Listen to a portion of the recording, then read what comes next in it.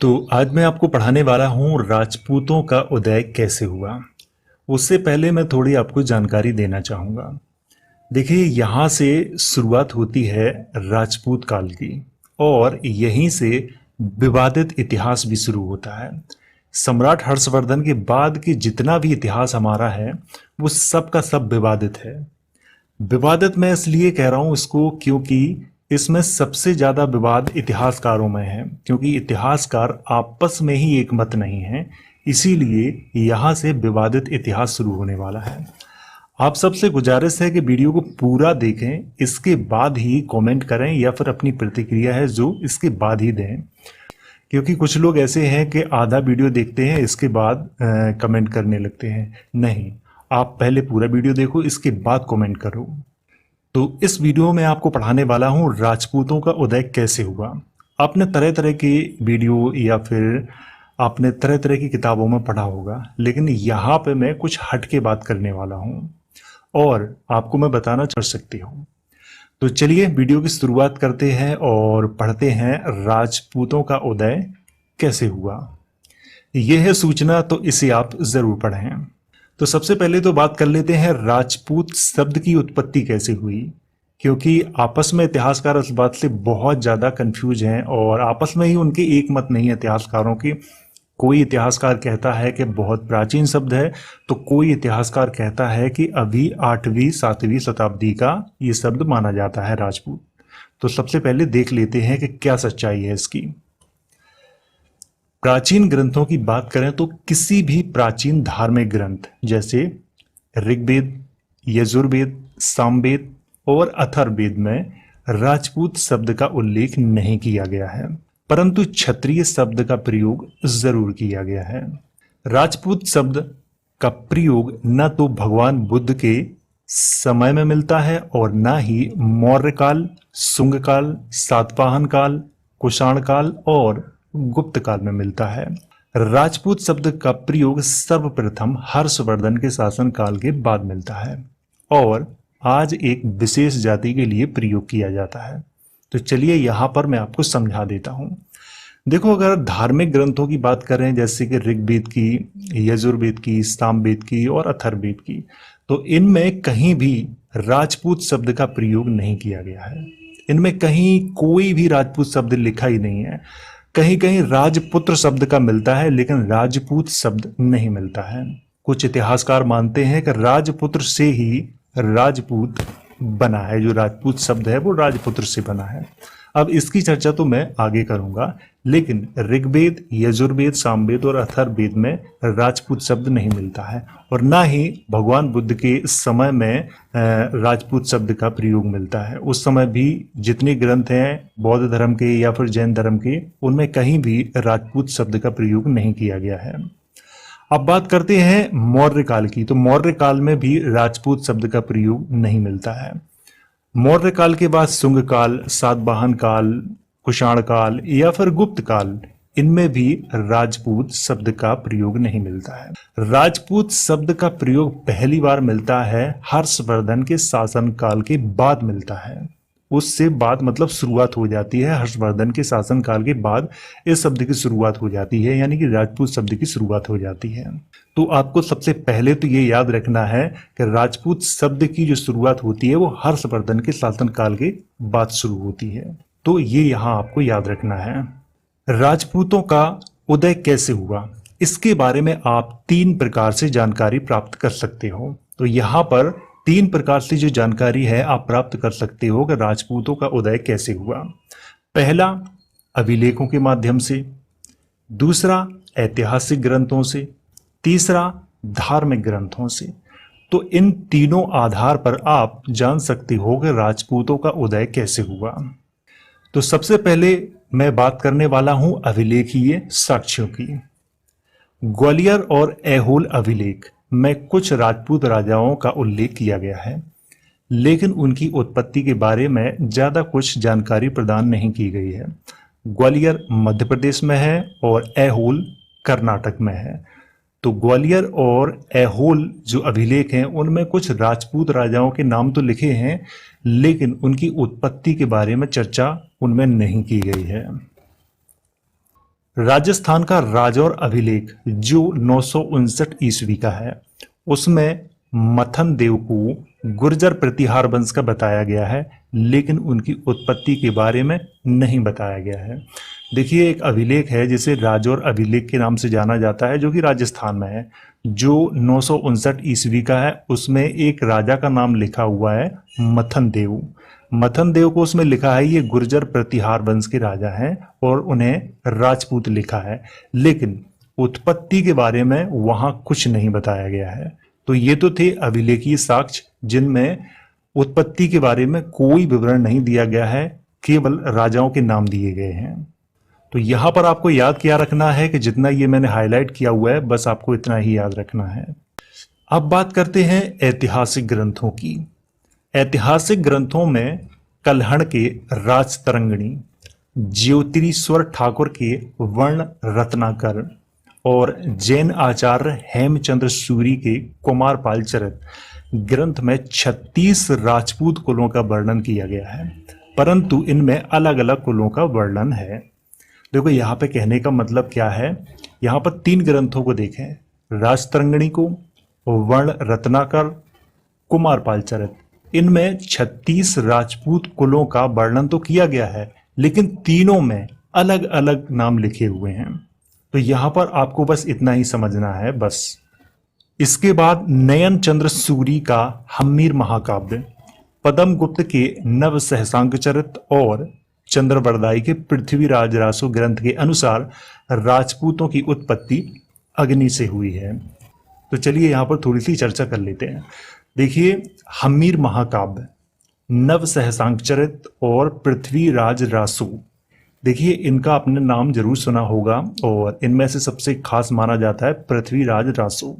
इन अगर तीनों ग्रंथों को देखें तो इनमें ऐसा लिखा है कि राजपूतों की उत्पत्ति अग्नि से हुई है। इन तीनों में ऐसा लिखा हुआ है, तो यहाँ पे ये आपको याद रखना है। अब बात करते हैं धार्मिक ग्रंथों की।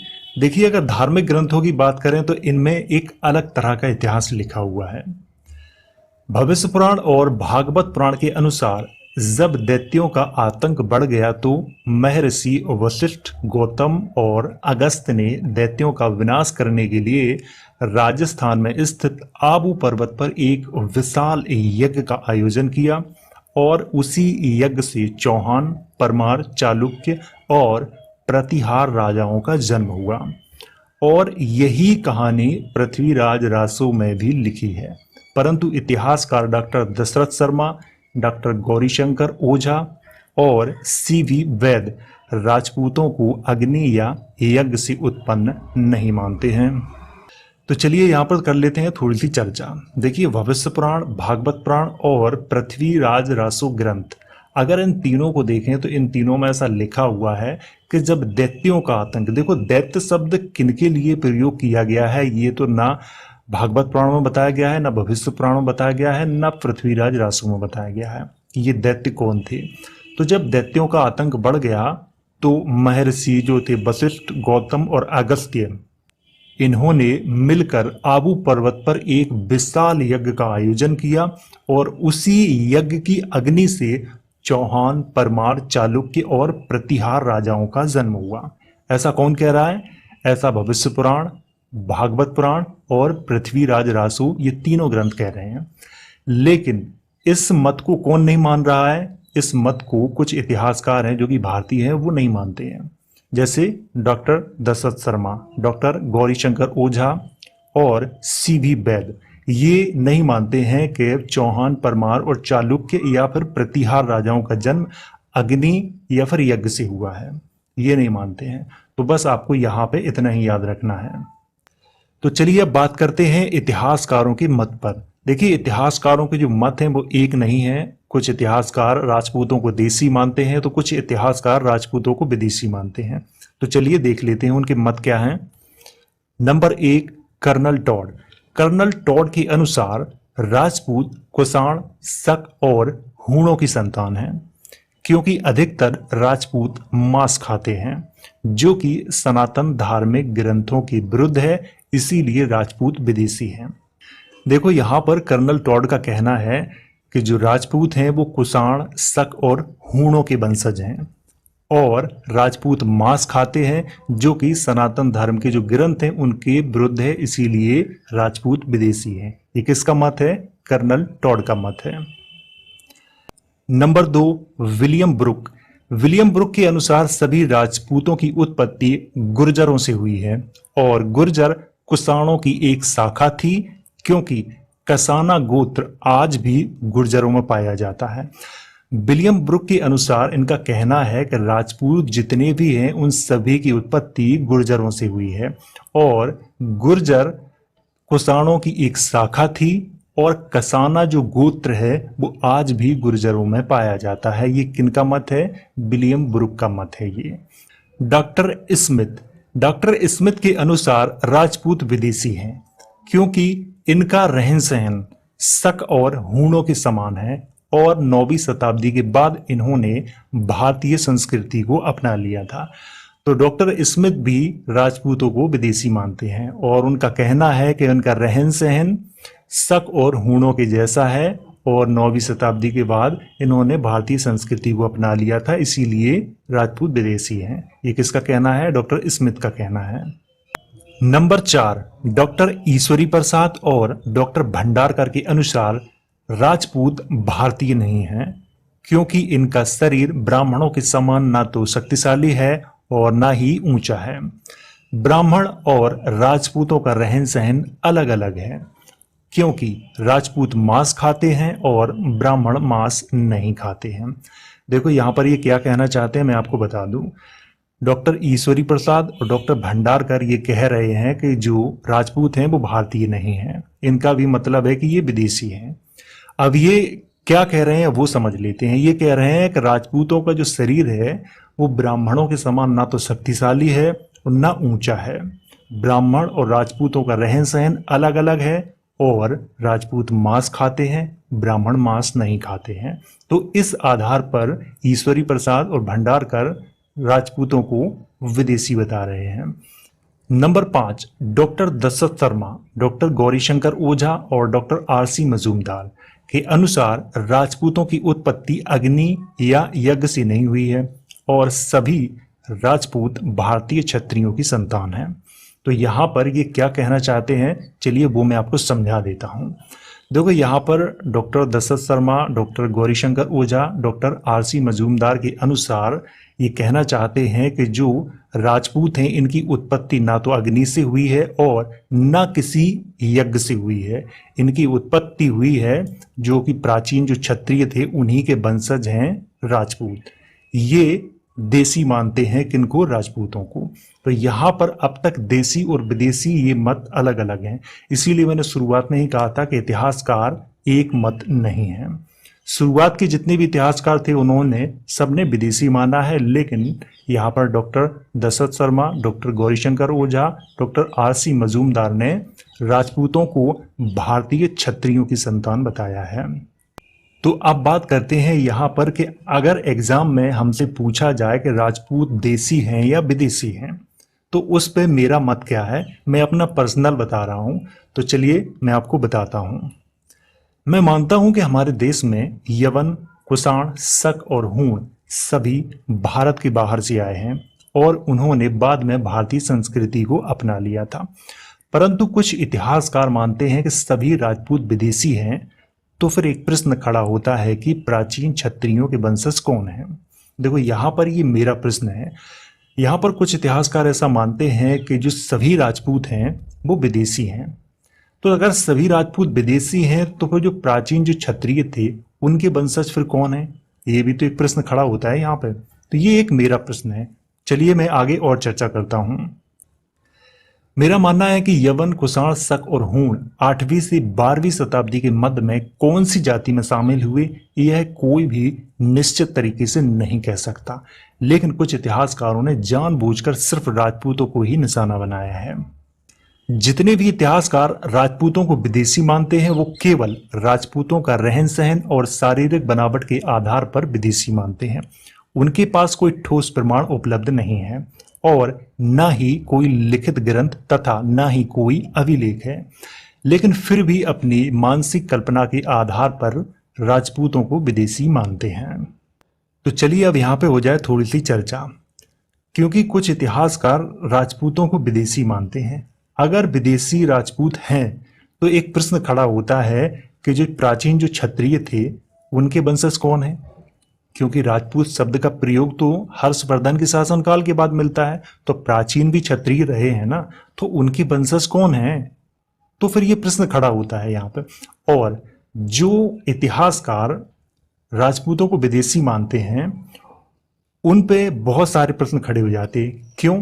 क्योंकि ना तो उनके पास कोई लिखित ग्रंथ है, ना कोई अभिलेखीय साक्ष्य है, यानी कि किसी भी प्रकार का कोई साक्ष्य नहीं है।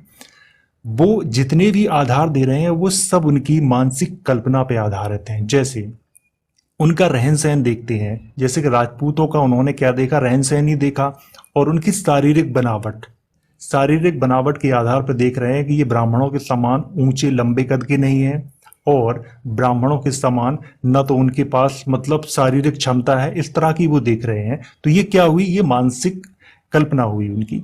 तो मानसिक कल्पना के आधार पे जो राजपूत हैं उनको वो विदेशी मान रहे हैं। उनके पास कोई ठोस प्रमाण उपलब्ध नहीं है। देखो ये बात तो मैं भी मानता हूं कि कुषाण, शक और हूण भारत में आए हैं, लेकिन वो कौन सी जाति में आके सम्मिलित हुए हैं ये किसी भी ग्रंथ में या फिर किसी भी अभिलेख में नहीं लिखा हुआ है। तो फिर राजपूतों को ही सिर्फ क्यों टारगेट करना कि सिर्फ राजपूत ही विदेशी हैं? हो सकता है वो किसी और जाति में आके शामिल हुए हों, ये भी तो हो सकता है ना। तो फिर राजपूतों को ही टारगेट करना क्यों? अब ये तो भाई इतिहासकारों के ऊपर डिपेंड करता है कि इतिहासकारों ने राजपूतों को ही क्यों टारगेट किया है। क्योंकि जितने भी इतिहासकार हैं, चाहे वो विदेशी हो चाहे वो देसी हो, ज्यादातर देसी इतिहासकार भी राजपूतों को विदेशी ही मान रहे हैं।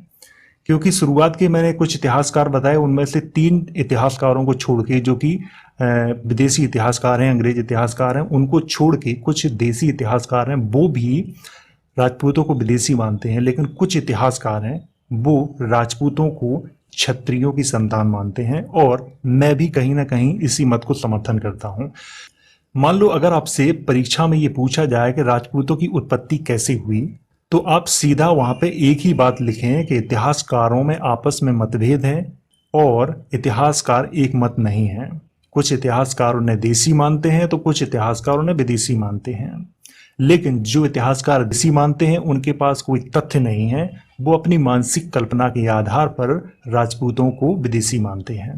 क्योंकि जितने भी शक आए, हूण आए, कुषाण आए, उन्होंने भारतीय संस्कृति को अपनाया। जरूरी नहीं है कि वो राजपूत ही बन गए हों सीधे आके कि राजपूतों में ही हमें शामिल कर दो, वो किसी और जाति में तो भी गए हो सकते हैं। तो इसीलिए यहाँ पे कुछ कहा नहीं जा सकता है निश्चित रूप से। आपको बस इतना ही वहां पे लिखना है, कुछ नहीं लिखना है। यहाँ पर तो मैंने जो प्रमाण है वो आपको दिखाए हुए हैं। और मैं आपको थोड़ी सी और जानकारी देना चाहूंगा कि इतिहास पे कभी भी किसी से भी कोई भी बहस मत करना, क्योंकि हमारा पूरा इतिहास ही राजनीति से ग्रस्त है। इसीलिए इतिहास पे कभी बहस मत करना, क्योंकि हमारे देश में 3 तरह के इतिहास प्रचलित हैं। पहला NCERT पर आधारित है, दूसरा इतिहास जो कि मान्यताओं पर आधारित है, और ज्यादातर लोग मान्यताओं पर आधारित इतिहास को ही सच मानते हैं। तीसरा इतिहास है धार्मिक आधार पर। धार्मिक आधार पर धार्मिक लोग मानते हैं, लेकिन मान्यताओं के आधार पर जो इतिहास है वो ज्यादातर लोग मानते हैं। तो इसीलिए मैं आपसे कह रहा हूं कि किसी से भी कभी भी इतिहास पे कोई बहस मत करना। तो वीडियो को करते हैं समाप्त, और एक बार समझ में ना आया हो तो आप दोबारा भी देख सकते हैं। और अगर आपको इसकी PDF चाहिए तो लिंक है डिस्क्रिप्शन बॉक्स में। वीडियो अच्छा लगा हो तो लाइक करो, शेयर करो, और अगर आपका कोई सवाल है तो कमेंट करके आप मुझसे पूछ सकते हो।